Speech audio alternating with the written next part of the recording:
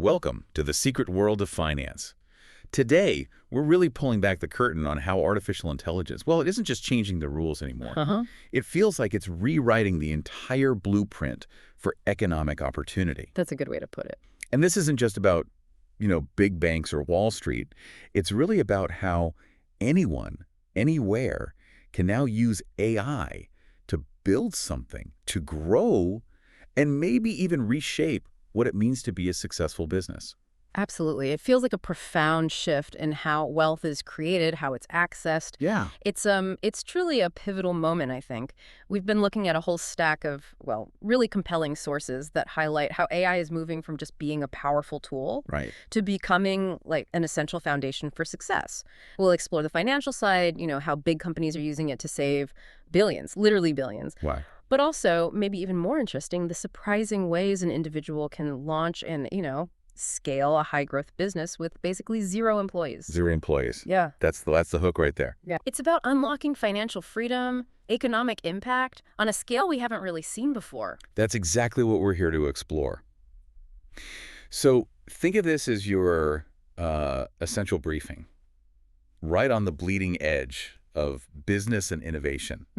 We'll get into the stats, which are pretty mind-blowing, the practical strategies, and some really insightful real-world examples that people in big companies are using right now. Yeah, this isn't just talk. No, definitely not theoretical. Yeah. It's about real impact, real money moving, and hopefully some insights you can actually use. Okay. So let's start with maybe the most radical idea we found in the sources, this idea of a company run almost entirely by AI. Yeah, that one jumps out. Imagine it. AI comes up with the product ideas based on market trends, it does the branding, runs the marketing, even builds the actual product. All of it, without a single human employee. It sounds like science fiction, doesn't it? It really does. How is that even possible? And what does it mean for, the way we've always thought about business? Well, what's remarkable, I think, is the sheer economic scale behind this shift. One source, we looked at projects AI contributing something like $15.7 trillion to the global economy. 15.7 trillion. Trillion. Yeah. By 2030. And look, this isn't some distant future thing. It's happening now. Adoption is incredibly fast. Oh, fast. We're talking 78% of businesses globally already using AI in at least one way, 78%. Okay, so it's definitely not niche anymore. Not at all. It's becoming fundamental, a key driver for competition and, for financial growth. And for you, listening right now as an individual, Yeah. this means what? More power, more freedom. Exactly. Unprecedented power and entrepreneurial freedom. We read about this guy, Dom Ashburn, Mr. Grateful. He actually moved to San Francisco just to be closer to AI development. Okay, so he's all in. Totally. He's using custom GPTs, basically, AI chatbots. He's tailored for specific business tasks to build and run his entire operation. And his story really highlights that you don't need a deep tech background. You don't even need a team to start something real, something with high growth potential from scratch. So what's the core advantage he's tapping into there? What's the secret sauce? Well, the core idea is what the sources call AI solopreneurship. And it's transformative because it just bypasses so many of the old hurdles, the old costs of starting up. Right, like office space, hiring. All of that. It's not just about being fast. It's about this radical self-sufficiency. Our sources talk about this framework. It's kind of interesting where mindfulness, AI, and social media all come together. Mindfulness, how does that fit in? Well, mindfulness helps you get clear on your purpose, right? Identify real needs in the market, things you genuinely care about. Then AI becomes the engine. It executes, it automates, it scales things up, letting you go from just an idea to a working product almost instantly. And social media. That's your feedback loop, your direct line to your audience. So you build fast with AI, share it, get feedback, iterate again with AI. It's this cycle. Okay, I see. So you're cutting out huge costs, hiring, office space, maybe complex legal stuff early on. Less financial risk. Massively less financial risk. It completely changes the economics of starting a business. That's powerful. So, okay, if someone listening is inspired by this, how do they actually, do it? The sources lay out a process, right? 3 steps. Yeah, a pretty compelling 3-step process. Yeah. And it starts somewhere maybe a bit surprising in this high-tech age. Which is? Deep self-reflection. Self-reflection. Why start there when you've got AI? That's the key question, isn't it? It's because the best AI-powered businesses, the ones that really stick, they solve real problems. And often those problems, those frustrations, they come from your own life, your own experiences. Ah, because to find your own pain point first. Exactly. One technique mentioned was literally just closing your eyes, opening your hands, and asking for an idea. Then just brain dump everything. You can even talk it out loud into something like ChatGPT voice mode. Use the AI to help you think. Precisely. Let the AI help synthesize those raw thoughts into clearer concepts. Get that clarity before you start building or, coding. Make sure you're pointing the AI at a problem worth solving. Okay, that makes sense. Then step 2 gets really interesting. Vibe coding. Yeah, vibe coding. Sounds cool, right? It does. But it's not traditional coding, is it? Not at all. It's about using plain English, natural language, to tell AI agents what you want them to build actual applications. It's like the example of Blake Anderson in Cal AI. Exactly. An app that tells you calories and macros just from a photo. He didn't code it line by line. He described his vibe, his vision to the AI, and the AI handled the design, the coding. That feels like the future just arrived. It's pretty close. No, it's worth noting, there are some caveats. Okay, what are they? Well, these AI-built apps might have limits right now. Maybe security isn't as robust as something traditionally built, or they might not scale to massive enterprise levels immediately. But the goal often isn't perfection straight away. It's about creating a minimum lovable product. Minimum lovable product. MLP. Right. Get something basic, functional, but lovable out to your audience fast. Get that real-world feedback. And that avoids building something nobody wants for months or years. Huge cost saving there. Exactly. It's a financial game changer in terms of de-risking the whole process. Which leads perfectly into step 3. Yeah. These founder-led brands and constant iteration. Yeah, this flips the old model on its head. How so? The old way was build in secret for ages, perfect it, then launch and market. Right. The big reveal. Exactly. But with AI, you can build and market at the same time. You bring your audience along, share the process, iterate based on their direct input. So it's more transparent, more engaging. And way more efficient. It becomes this continuous loop. Build with AI, share on social media, get feedback, refine with AI, share again. AI, social, AI, social. You got it. You get real-time data. You know you're building something people actually want because they're telling you. It directly tackles the #1 reason businesses fail. You're just building something nobody needs. Precisely. Plus, the AI can act like this. Genius in your pocket. Need pricing advice, marketing strategies. Ask the AI. It fills those knowledge gaps instantly, like having an expert consultant on call 24/7. Okay, this whole new way of building businesses, it obviously has huge implications for jobs, for skills. Yeah. What did the sources say about the workforce? Yeah, massive implications. There's definitely concern, about jobs being displaced, especially roles that are very repetitive or follow a template. That makes sense. But the research we looked at also emphasizes something else.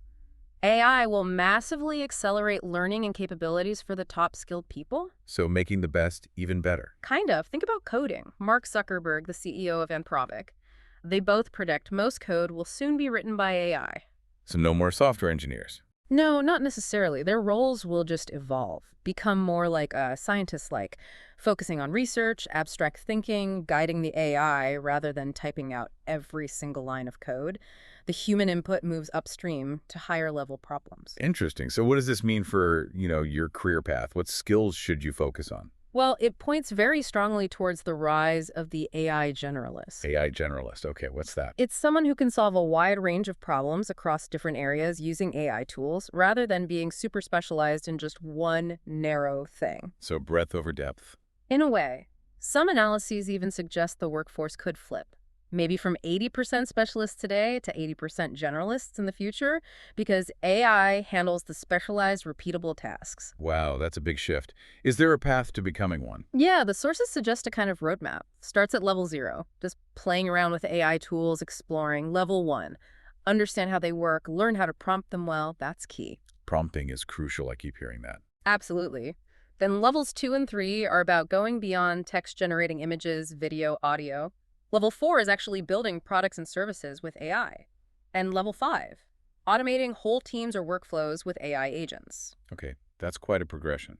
It is, but mastering this stuff can apparently save the average worker over 70 hours a year. That's a huge productivity boost. Yeah. Frees you up for the stuff AI can't do the creative, strategic thinking. 70 hours? Ah. That's almost 2 work weeks. Right. And we're seeing this play out already. AI automating sales calls, customer support chats, marketing emails, content creation. So companies can do more with fewer people.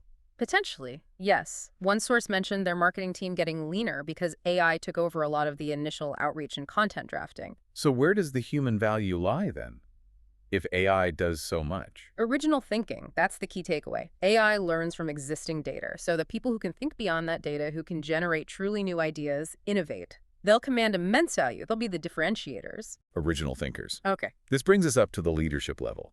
If individuals and small teams can do all this, how are the big players, the CEOs, adapting? Amazon's Andy Jassy wants Amazon to act like the world's largest startup.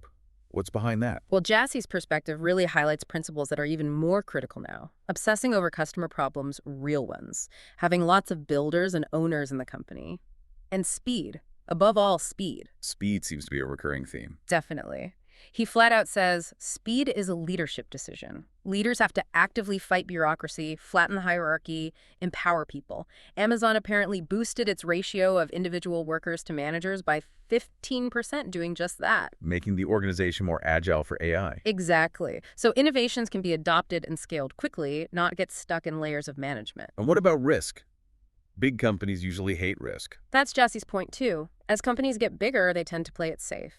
But in the AI age, you have to take calculated risks. You have to be willing to fail fast to build something genuinely new. So it's not just about giving customers what they ask for. No, it's about inventing on their behalf, solving problems they don't even realize they have yet. He mentioned Rufus, their AI shopping assistant. Right, I saw that. It mimics a helpful salesperson, answering complex questions, giving tailored advice online. Customers maybe didn't explicitly ask for that, but it solves an underlying need for better guidance.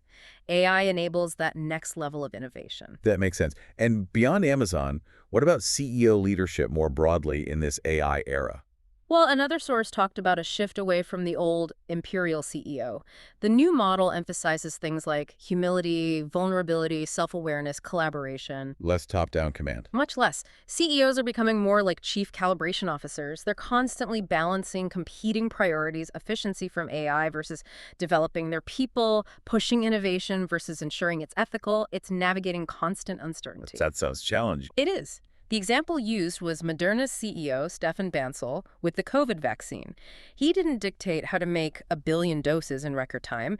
He asked his team what they needed and empowered them. That kind of radical empowerment, that's what's needed to harness AI's speed. And dealing with the downsides, too. Bias in data, impact on skills. Absolutely crucial. Leaders have to manage those risks actively. Use AI aggressively, yes, but also make sure employees are still learning, still growing, not just becoming reliant on the tools. It's a really tricky ethical tightrope, ensuring AI benefits everyone, financially and societally. Okay, so let's shift back to the opportunities, especially for solopreneurs. AI isn't just about building bigger, right? It's about building smarter. More precisely. Exactly, and with incredible capital efficiency. This is a really interesting financial insight from the sources. Oh, wow. The old dream might have been, build the next billion-dollar unicorn, one huge company. Right, the Silicon Valley dream. Yeah, but with AI, maybe it's actually much easier and less risky to build, say, 10 businesses that each do $1 million in revenue instead of one aiming for 10 million. 10 smaller wins instead of one big bet. Pretty much. Because AI speeds up product development so much and automates things like customer support and marketing that used to need big teams and lots of cash, multiple smaller focused ventures become way more feasible financially. That opens things up quite a bit to serving really specific niches. Hyper-specific micro-niches, yeah, where you can offer a perfectly tailored AI solution to a small, well-defined audience. The sources gave 3 pretty concrete ideas for AI businesses you could start right now as a solopreneur. Okay, let's hear them. First, an automation agency. Basically, you help small or medium businesses use tools like Make.com or Zapier to automate their internal stuff, lead tracking, data entry, whatever. You're selling efficiency. Makes sense. Number 2. A Vibe coding studio. Remember Vibe coding?